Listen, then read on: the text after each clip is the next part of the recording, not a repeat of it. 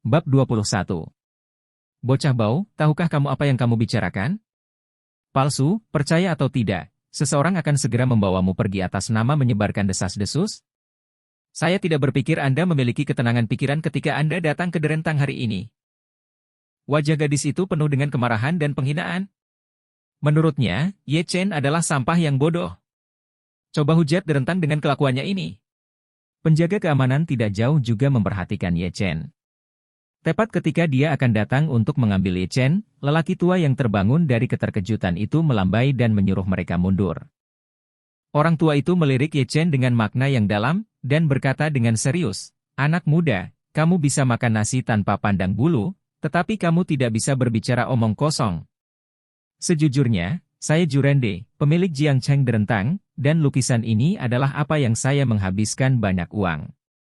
Hasil dari lelang di Beijing. Lebih dari 300 kolektor telah memeriksa keasliannya, tetapi tanpa kecuali, hasil yang diperoleh semuanya asli. Jika Anda mengatakan bahwa dia palsu, jangan, bukankah maksudmu kolektor itu semuanya makanan kering? Tidak mungkin. Ye Chen tidak menyangka lelaki tua di depannya adalah pemilik Derentang ini, tetapi dia masih berkata, ya, para kolektor itu benar-benar makan nasi kering. Kamu, bahkan jika Jurende menahan diri, Ye Chen tidak bisa tidak mengatakan itu. Karena 300 kolektor itu, dia salah satunya. Wajah Jurende memerah, dan dia tidak sabar untuk memukul Ye Chen dengan tongkat di tangannya. Dia dengan paksa menekan amarah di hatinya, mengambil tongkat dan menunjuk ke lukisan itu, oke. Bagus sekali. Nak, karena kamu mengatakan lukisan ini palsu, beri aku alasan yang meyakinkan. Jika tidak. Ya. Don jangan berhenti.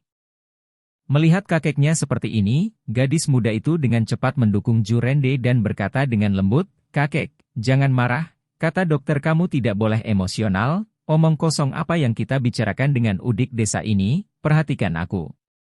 Usir orang ini."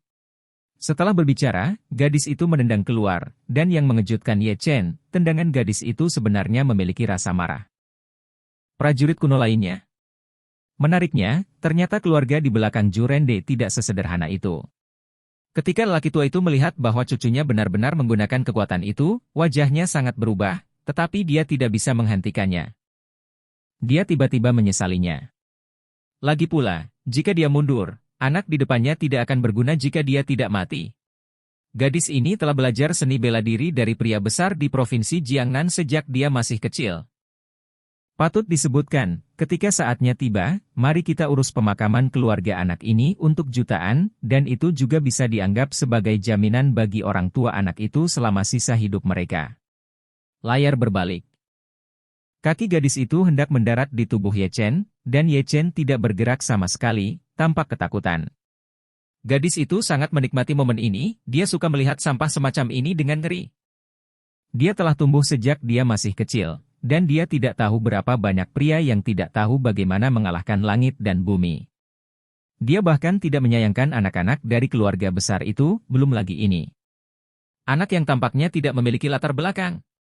Tetapi pada saat kaki mendarat di Ye Chen, wajah arogan gadis itu berubah, secara bertahap berubah menjadi syok, dan bahkan lebih terkejut di belakang. Karena dia menemukan bahwa kakinya seperti berada di dinding dan tidak bisa bergerak maju. Bagaimana bisa?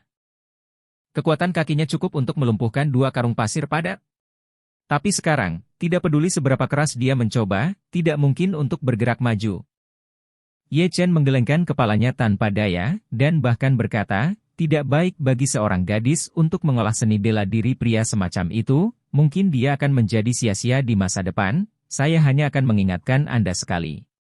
Setelah berbicara, Ye Chen mengulurkan lengannya, mendorongnya dengan lembut, dan gelombang udara keluar, mendorong gadis itu keluar secara langsung. Untungnya, Ye Chen mengendalikan kekuatannya, dan gadis itu hanya duduk di tanah dengan satu pantat. Kemarahan sejati. Bagaimana mungkin? Orang tua itu memicu badai di hatinya, dan dapat dilihat dari tembakan Ye Chen bahwa pihak lain memang telah mencapai level ini. Tapi bagaimana prajurit muda seperti itu bisa melakukannya? Melihat adegan Ye Chen mendorong gadis itu, hati lelaki tua itu mengangkat tenggorokannya, untungnya cucunya baik-baik saja, jadi dia menghela nafas lega. Bagaimana mungkin gadis itu menderita keluhan seperti itu, menepuk pantatnya, dan bersiap untuk pergi ke Ye Chen dengan agresif. Tanpa diduga, Zhu Rende mengambil langkah pertama dan datang langsung ke Ye Chen, dan bahkan membungkuk ke Ye Chen dengan tangannya, dan meminta maaf, "Tuan, saya benar-benar minta maaf, kami ceroboh." Setelah berbicara, dia memelototi gadis itu dan memerintahkan, "Zisuan, cepatlah dan minta maaf kepada pria ini." Gadis itu melebarkan matanya dan menatap kakeknya dengan heran, seolah dia ingin melihat bahwa pihak lain sedang bercanda. Membuatnya meminta maaf? Bagaimana bisa? Dia adalah Zhu Zisuan, putri keluarga Zhu. Siapa yang berani membuatnya meminta maaf? Kakek, bagaimana kamu bisa meminta maaf kepada udik desa ini? Identitas macam apa kamu, bahkan para pemimpin pemerintahan Jiang Cheng ingin melihatmu, Zhu Zisuan mengingatkan. Tetapi sebelum dia selesai berbicara, lelaki tua itu memotongnya dengan omelan. "Diam. Jika kamu tidak meminta maaf lagi, mulai sekarang, kamu tidak akan lagi menjadi cucu Zhu Rende saya." Suara lelaki tua itu bahkan bergetar. Dia gugup, sangat gugup. Bahkan tidak begitu gugup selama perang beberapa dekade yang lalu. Karena orang yang berdiri di depannya adalah master seni bela diri yang dapat melepaskan energi sejatinya. Tuan seperti ini adalah eksistensi yang ingin disukai banyak keluarga di Tiongkok. Tuan seperti ini adalah eksistensi yang ingin disukai banyak keluarga di Tiongkok. Jangan pernah tersinggung. Bahkan jika Tuan Zhu Zisuan datang, dia tidak akan berani membuat masalah di depan orang ini. Dia dengan hati-hati menatap Ye Chen di depannya, karena takut pihak lain akan marah, dia langsung memenggal cucunya. Zhu Zisuan tidak pernah berpikir bahwa kakek akan memutuskan hubungan dengannya untuk orang luar. Bukankah kakek sangat mencintainya? Apa yang terjadi hari ini? Melihat gerakan konstan di mata kakek, dia hanya bisa mengambil langkah dan berkata dengan enggan, "Maaf." Ye Chen melirik Zhu Zisuan dan berkata dengan acuh tak acuh, "Jika ada waktu berikutnya, saya tidak akan memberi Anda hak untuk hidup." Setelah berbicara, seluruh kepribadiannya berubah total, seperti dewa di atas langit, menghadap manusia di dunia. Sebagai seorang seniman bela diri, Zhu Zisuan secara alami merasakan perubahan auranya segera, dia menatap pemuda di depannya dengan ngeri.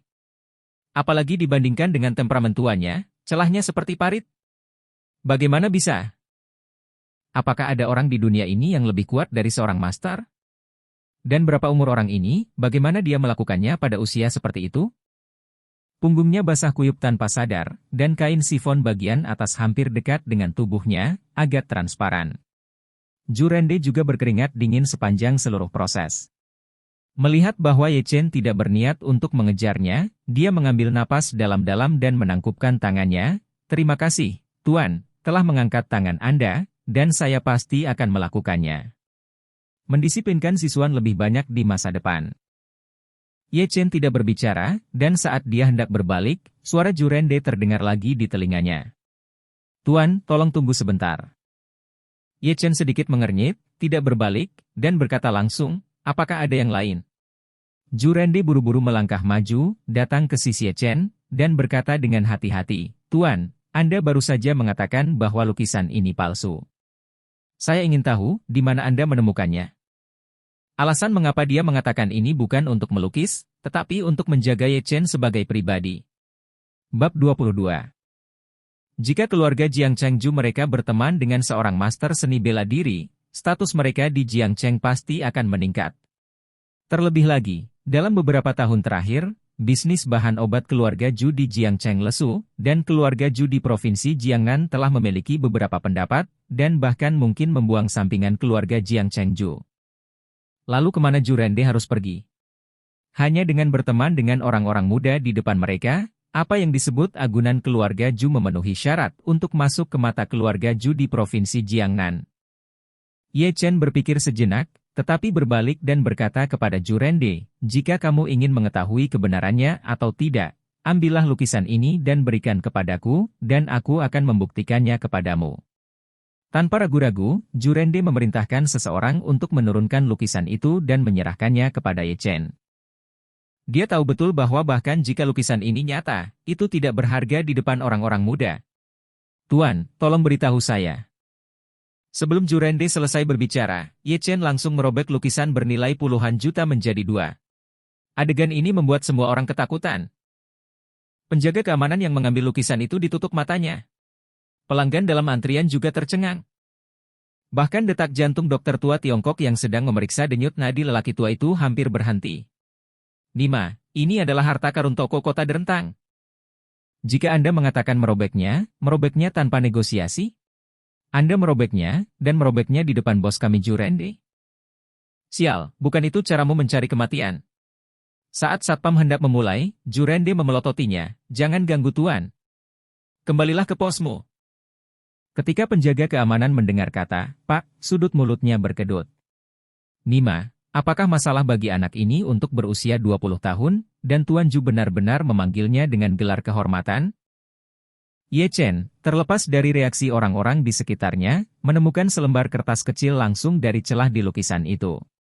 Catatan itu sangat kecil sehingga kebanyakan orang tidak dapat melihatnya sama sekali. Kamu bisa tahu dengan melihat kata-kata di dalamnya dengan kaca pembesar. Jurende mengambil catatan itu dengan hati-hati dan meminta seseorang untuk membawa kaca pembesar. Ketika dia melihat kata-kata di catatan itu, seluruh wajah tuanya membiru. Kakek, apa yang kamu lihat? Ju Sisuan menjulurkan kepalanya dengan rasa ingin tahu, dan ketika dia melihat catatan di bawah kaca pembesar, dia tertawa terbahak-bahak. Karena dikatakan, saya tidak tahu orang bodoh mana yang akan menerima barang palsu ini, saudara, maafkan saya, Liu Yuan, 2002. Jelas, Liu Yuan ini adalah penulis palsu ini. Yang lebih menyebalkan adalah pihak lain dengan arogan meninggalkan sebaris teks seperti itu. Hanya saja Jurende bodoh melintasi ruang dan waktu, tidak bisakah dia menjadi biru? Setelah waktu yang lama, Jurende bereaksi dan memerintahkan seseorang untuk membakar lukisan itu. Kemudian dia melihat ke arah Ye Chen dan menangkupkan tangannya dan berkata, terima kasih kepada Tuan Jurende, jika tidak, saya akan disimpan dalam kegelapan, kami mengobrol. Setelah sekian lama, saya tidak tahu harus memanggil apa Tuan, mengapa dia muncul di aula deren saya. Ye Chen, Chen of the Stars, aku akan membeli beberapa herbal. Hati Jurende sangat gembira, pihak lain datang untuk membeli bahan obat, dan dia akan bisa berteman baik dengannya. Untuk berbicara tentang seluruh Jiangcheng, yang paling memenuhi syarat untuk berbicara tentang ramuan obat tidak diragukan lagi adalah Derentang. Tiba-tiba, Jurende memikirkan sesuatu lagi. Ye Chen, kenapa nama ini begitu familiar? Segera, dia memikirkan kejadian lama 5 tahun yang lalu. Semalam, keluarga Ye di Jiangcheng dimusnahkan oleh orang besar dari ibu kota. 3 anggota keluarga yang meninggal tampaknya memiliki satu bernama Ye Chen. Pada saat itu, Ye Chen mungkin masih remaja, dan setelah 5 tahun, dia hampir setua Tuan Ye di depannya. Kejadian ini tidak hanya menyebabkan gelombang besar di lingkaran Jiangcheng, tetapi bahkan tokoh-tokoh besar di provinsi Jiangnan pun menyadarinya. Tetapi tidak ada yang campur tangan, karena lelaki besar di ibu kota tidak terguncang sama sekali, dan membunuh keluarga kecil semudah menghancurkan semut baginya.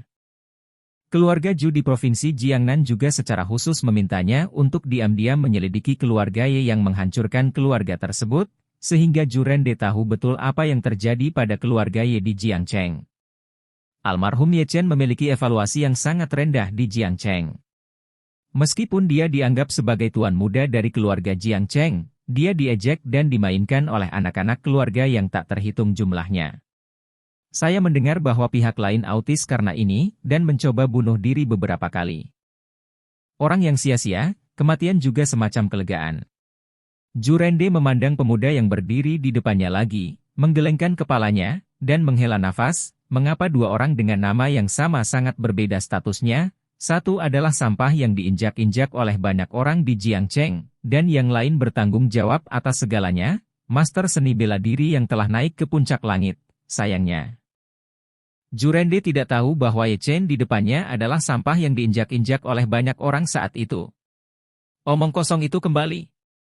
Jurende terbangun dari ingatannya, tersenyum, dan berkata dengan hormat, Tuan Ye, beritahu saya bahan obat apa yang Anda butuhkan, dan saya akan mengantarkannya ke tempat tinggal Anda nanti. Ye Chen tidak berbicara omong kosong, dia langsung mengeluarkan daftar tertulis dan menyerahkannya. Saya membutuhkan herbal dalam daftar, semakin banyak semakin baik. Adapun harganya, Anda bisa memberi saya harga pasar. Jurende melirik daftar itu dan tercengang. Dia berpikir bahwa yang dibutuhkan Ye Chen adalah ramuan penyembuhan umum, tetapi ketika dia melihatnya, dia menemukan bahwa sebagian besar ramuan yang dibutuhkan pihak lain adalah keberadaan yang sangat berharga. Dan banyak jamu yang saling kebal, sekali dicampur, kalau gegabah, pasti mati. Tuan Ye, resep ini sangat beracun. Ye Chen mengabaikan Jurende dan berjalan langsung menuju pintu, berkata sambil berjalan, kamu tidak perlu mengurus resepnya, cukup ikuti daftar di daftarku, dan aku akan mengambilnya sendiri besok. Setelah berbicara, sosoknya menghilang di derentang, hanya menyisakan kakek dan cucu dengan tatapan bingung. Setelah waktu yang lama, keduanya pulih. Zhu Zixuan tidak tahan lagi, dan berkata, kakek, apakah menurutmu anak ini terlalu tinggi? Saya akui bahwa dia memiliki kekuatan, tetapi melihat seluruh Cina, atau seluruh Jiangcheng, ada banyak orang kuat. Apa yang Ye Chen hitung? Jurende masih menatap punggung Ye Chen yang mundur, dan berkata dengan emosi, Zixuan, penglihatanmu masih terlalu sempit. Apakah kamu tahu apa yang baru saja kulihat? Apa? Kemunculan seorang master. Zhu Zixuan hampir berteriak ketika dia mendengar kata Grand Master. Dia telah belajar seni bela diri dari tuannya sejak dia masih kecil, jadi dia secara alami tahu apa arti kata Grand Master. Seorang master seni bela diri dapat membunuh tim SEAL yang terlatih dengan tangan kosong. Master seni bela diri dapat menghadapi tembakan senjata panas tanpa mengerutkan kening. Master seni bela diri dapat mengontrol medan perang militer. Dapat memanipulasi hidup dan mati orang lain. Di benua Cina yang luas, selama keluarga memiliki Grand Master, itu setara dengan tak terkalahkan. Tidak perlu melihat orang lain. Lebih mampu berpartisipasi dalam perumusan aturan Huaxia. Master seni bela diri top di ibu kota saat itu, dengan paksa mendorong sebuah keluarga kecil ke puncak badai. Dan sekarang, yang disebut keluarga kecil itu sudah menjadi raksasa di ibu kota. Tidak ada yang bergetar. Ini adalah kekuatan tuannya. Kakek, bisakah kamu salah membacanya? Dia terlalu muda. Bagaimana tuannya bisa seperti dia? Jurende tertawa, tawanya sangat keras, dan tiba-tiba, suaranya berhenti tiba-tiba. Dia hanya berkata, kamu salah.